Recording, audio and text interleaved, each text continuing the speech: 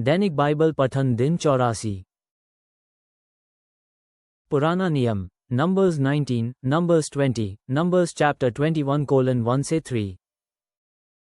यहोवा ने मूसा और हारून से बात की। उसने कहा, ये नियम और उपदेश हैं जिन्हें यहोवा इस्राएल के लोगों को देता है। उन्हें दोष से रहित एक लाल गाय लेनी चाहिए और उसे तुम्हारे पास लाना चाहिए। उस गाय को कोई खरोंच भी न लगी हो और उस गाय के कंधे पर कभी जुआ अपनी उंगलियों पर लगाना चाहिए और उसे कुछ खून नहीं रखा गया हो। इस गाय को याजक एलियाजार को दो। एलियाजार गाय को डेरे से बाहर ले जाएगा और वह वहां गाय को मारेगा। तब याजक एलियाजार को इसका कुछ खून अपनी उंगलियों पर लागना चाहिए और उसे कुछ खून पवित्र तंबू की दिशा में छिड़कना चाहिए। उसे ये 7 बार करना चाहिए। तब पूरी गाय को उसके सामने जलाना चाहिए। चमड़ा, मांस, खून और आते सभी जला डालनी चाहिए। तब याजक को एक देवदारू की लकड़ी, एक जूफा की शाखा और लाल रंग का कपड़ा लेना चाहिए। याजक को इन चीज़ों को उस आग में डालना चाहिए जिसमें गाय जल रही हो। तब याजक को अपने को तथा अपने कपड़ों को पानी से धोना चाहिए। तब उसे डेरे में लौटाना चाहिए। याजक संध्या तक अशुद्ध रहेगा। जो व्यक्ति गाय को जलाए उसे अपने को तथा अपने वस्त्रों को पानी से धोना चाहिए।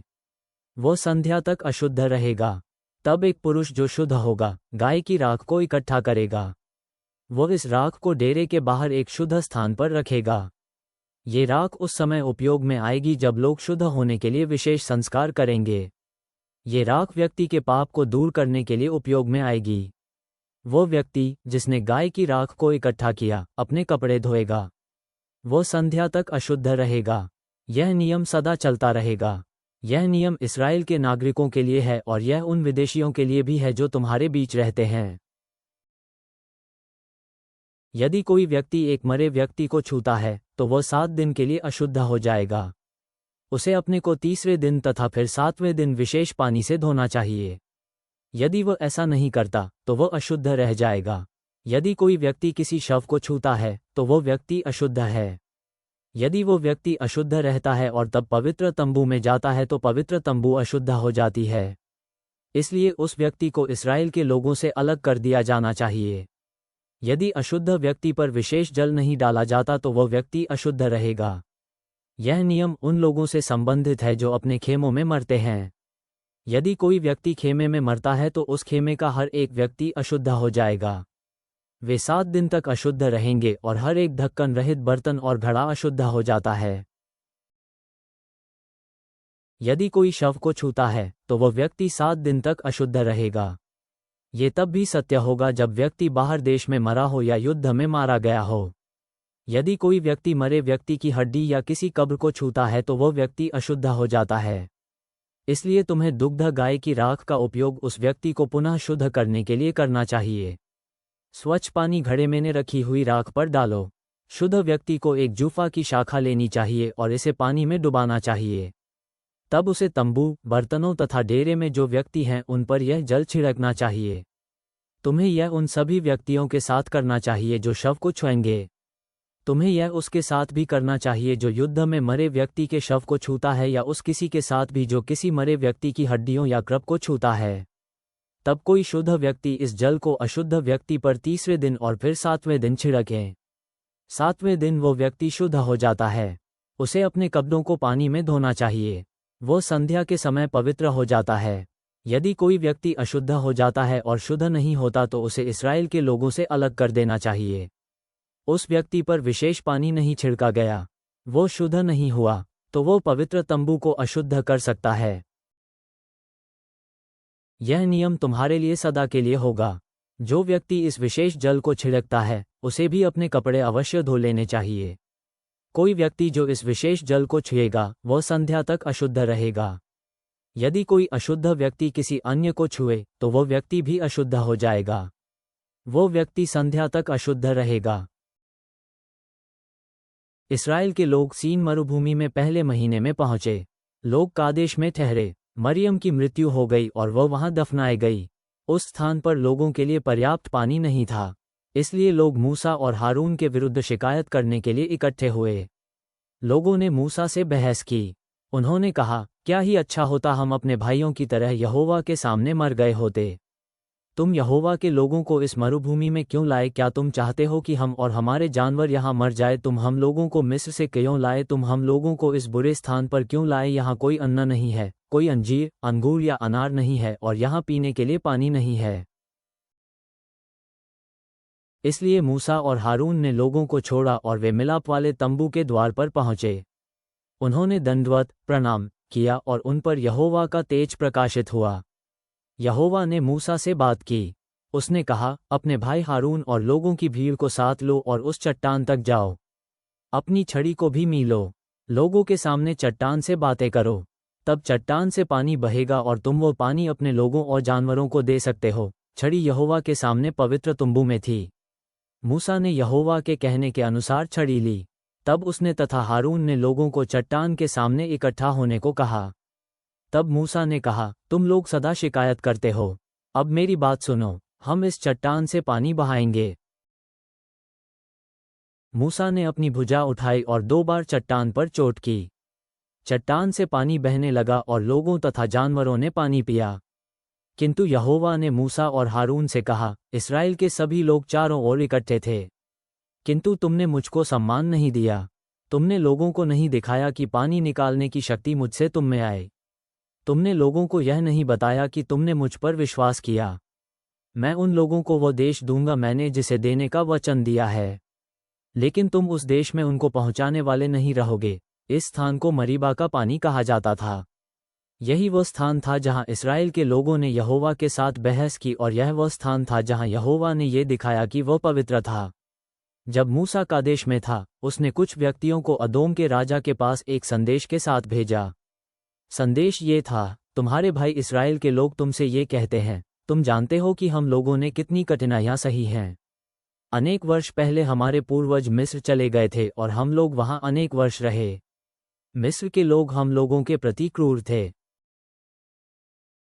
किंतु हम लोगों ने यहोवा से सहायता के लिए प्रार्थना की। यहोवा ने हम लोगों की प्रार्थना सुनी और उन्होंने हम लोगों की सहायता के लिए एक दूत भेजा। यहोवा हम लोगों को मिस्र से बाहर लाया है। अब हम लोग यहाँ कादेश में हैं जहाँ से तुम्हारा प्रदेश आरंभ होता है। कृपया अपने देश से हम लोगों को यात्रा करने दें। हम लोग किसी खेत या अंगूर के बाग से यात्रा नहीं करेंगे। हम लोग तुम्हारे किसी कुएं से पानी नहीं पिएंगे। हम लोग केवल राजपथ से यात्रा करेंगे। हम राजपथ को छोड़कर दाएं या बाएं नहीं बढ़ेंगे।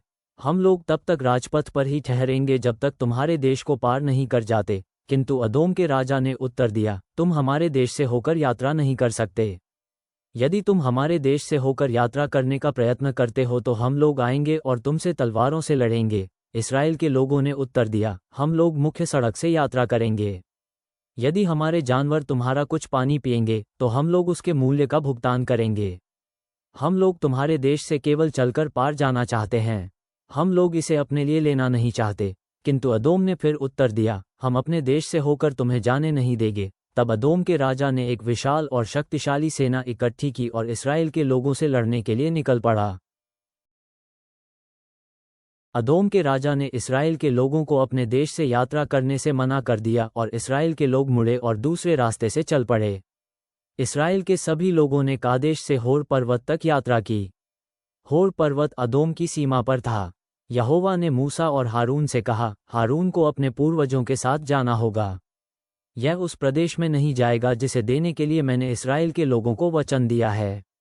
मूसा, मैं तुमसे ये कहता हूँ क्योंकि तुमने और हारून ने मरीबा के पानी के विषय में मेरे दिए आदेश का पूरी तरह पालन नहीं किया। हारून और उसके पुत्र एलियाजार को होर पर्वत पर लाओ। हारून के विशेष वस्त्रों को उससे लो और उन वस्त्रों को उसके पुत्र एलियाजार को पहनाओ। हारून वहां पर्वत पर मरेगा और वह अपने पूर्वजों के साथ हो जाएगा। मूसा ने यहोवा के आदेश का पालन किया। मूसा, हारून और एलियाजार होर पर्वत पर गए। इस्राएल के सभी लोगों ने उन्हें जाते देखा। मूसा ने हारून के वस्त्र उतार लिए और उन वस्त्रों को हारून के पुत्र एलियाजार को पहनाया। तब हारून पर्वत की चोटी पर मर गया। मूसा और एलियाजार पर्वत से उतर आए। तब इस्राएल के सभी लोगों ने जाना कि हारून मर गया। इसलिए इस्राएल के हर व्यक्ति ने 30 दिन तक शोक मनाया। अराद का कनानी राजा नेगेव मरुभूमि में रहता था। उसने सुना कि इस्राएल के लोग अथारीम को जाने वाली सड़क से आ रहे हैं। इसलिए राजा बाहर निकला और उसने इस्राएल के लोगों पर आक्रमण कर दिया। उसने उनमें से कुछ को पकड़ लिया और उन्हें बंदी बनाया। तब इस्राएल के लोगों ने यहोवा को यह वचन दिया, हे यहोवा, इन लोगों को पराजित करने में हमारी मदद करो, उन्हें हमारे अधीन कर दो।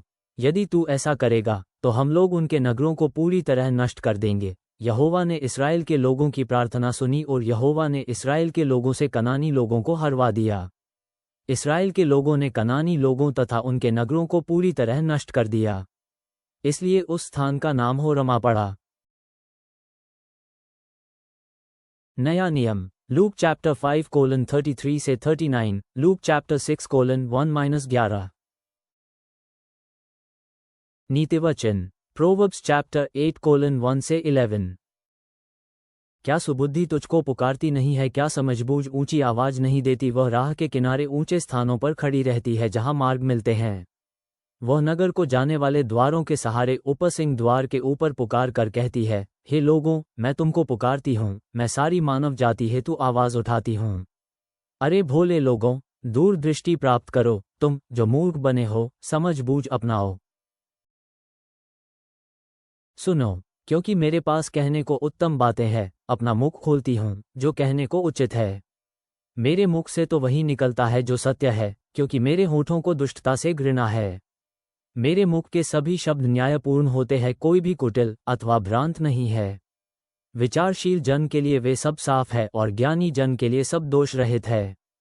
चांदी नहीं बल्कि तू मेरी शिक्षा ग्रहण कर, उत्तम स्वर्ग नहीं बल्कि तू ज्ञान ले। सुबुद्धि रत्नों मणि माणिकों से अधिक मूल्यवान है। तेरी ऐसी मनचाही कोई वस्तु जिससे उसकी तुलना हो। स्वर्गीय पिता, हम तेरे सामने कृतज्ञता से भरे हृदयों के साथ आते हैं, तेरे वचन में मिलने वाली शिक्षा के लिए। जैसे इस्राएलियों ने जंगल में परीक्षाओं का सामना किया और तेरी अगुवाई की खोज की, वैसे ही हम भी अपनी संघर्ष की घड़ियों में तेरी ओर मुड़ें, यह विश्वास करते हुए कि तू हमें चंगाई और पुनर्स्थापना की ओर ले जाता है। हमें उस नई जिंदगी को अपनाने में मदद कर जो तेरे पुत्र हमें प्रदान करता है, उन पुरानी राहों को ठुकराते हुए जो हमारे लिए लाभकारी नहीं है, और उस बुद्धि को संजोए रखें जो हमें सच्चे मूल्यवान को महत्व देने के लिए बुलाती है। हमें सबत के दिन भी भलाई करने में आनंद मिले और हर निर्णय में तेरी समझ की खोज करें। हम तेरे वादों पर भरोसा करते हैं। आमीन।